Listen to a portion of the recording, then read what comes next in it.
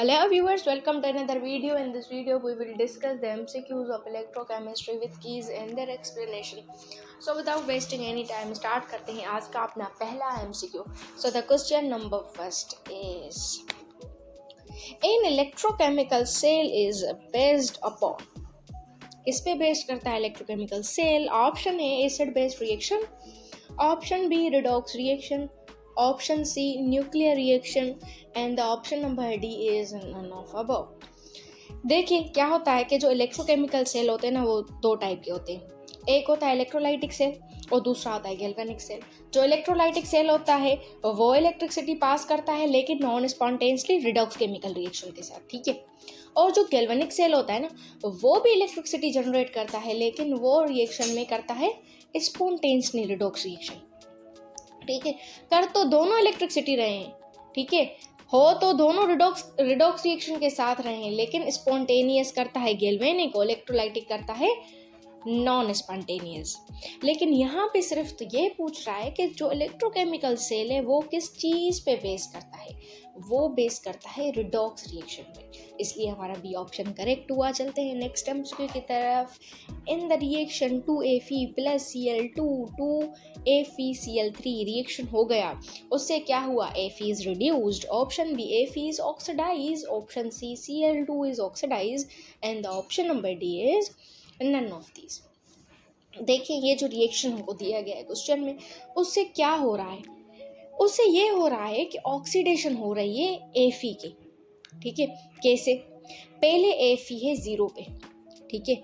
जब Fe 0 पे है तो Fe की ऑक्सीडेशन होगी, उससे क्या होगा? Fe 0 से ऑक्सीडाइज होके हो जाएगा +3, ठीक है. जब चार्ज इंक्रीज करती है तो आप सबको पता है कि वो चीज़ ऑक्सीडाइज होती है. तो यहाँ तो 0 से चार्ज इंक्रीज कर रही है कितने पर? +3 पर. Fe पहले 0 then Fe becomes +3, so B is correct option. चलते हैं next time. Question number 3, which of the following will be the good conductor of electricity? Option A pure distilled water, option B molten NaCl, option C dilute solution of glucose and the option number D is chloroform. तो जो good conductor of electricity होता है उसके पास mobile ions होते हैं. Mobile ions क्या करते हैं? कंडक्ट करते हैं करंट को. तो ये प्रॉपर्टी जो है ना, ये होती है मोल्टेन NaCl की. तो मोल्टेन NaCl जब डिस्ट्रीब्यूट होता है तो वो निकालता है Na+ और Cl आयंस, तो वो कंडक्ट करते हैं इलेक्ट्रिसिटी को, इसलिए हमारा जो बी ऑप्शन होगा वो करेक्ट होगा. चलते हैं नेक्स्ट MCQ की तरफ. During redox reaction in oxidising agent, option A gains electron, option B is oxidized and option number C is loses electron and the option number D is hydrolyzed. तो जो oxidising agent होता है ना, उसके पास high value of standard reduction potential होता है, ठीक है. और उसके पास एक और प्रॉपर्टी होती है, वो ग्रेटर टेंडेंसी रखता है accept electron to undergo reduction, ठीक है. तो उसलिए वो रिमूव कर सकता है इलेक्ट्रॉन्स को फ्रॉम द अदर एटम्स, और इलेक्ट्रॉन्स को रिमूव करने के बाद वो ऑक्सीडाइज करता है. और ऑक्सीडाइज जब वो होगा तो उससे क्या होगा कि उसका ऑक्सीडेशन जो नंबर होगा वो इंक्रीज करेगा, ठीक है. तो gains electron is correct option. चलते हैं नेक्स्ट MCQ की तरफ. Question number 5, metallic conduction is due to option A movement of electrons, option B movement of ions, option C both A and B and the option number D is none of these. तो अगर metallic conduction की बात की जाए ना, तो वो electrons की मूवमेंट पर डिपेंड करती है. कैसे? देखिए मूवमेंट अगर हो रही है इलेक्ट्रॉन की, वो फ्रीली मूव करेंगे और वो मूव करेंगे अराउंड द पॉजिटिव आयंस, ठीक है. क्योंकि पॉजिटिव आयंस क्या होते हैं? स्टेशनरी होते हैं, इसलिए हमारा जो करेक्ट ऑप्शन होगा वो ए होगा. Next MCQ question number 6, the process in which any compound when fused or dissolved in water split into the charge particle is called. Option A electrolysis, option B hydration, option C ionization and the option number D is conduction. तो इस process को हम बोलते हैं ionization, जिसमें ionic compound dissolve होते हैं और वाटर स्प्लिट होता है चार्ज पार्टिकल्स में। तो ये तो बिल्कुल एक थ्योरेटिकल क्वेश्चन है, तो ये पहले 2 बार आ भी चुका है, ठीक है। तो इसलिए जो हमारा इसमें करेक्ट ऑप्शन बनेगा वो बनेगा आयनाइजेशन।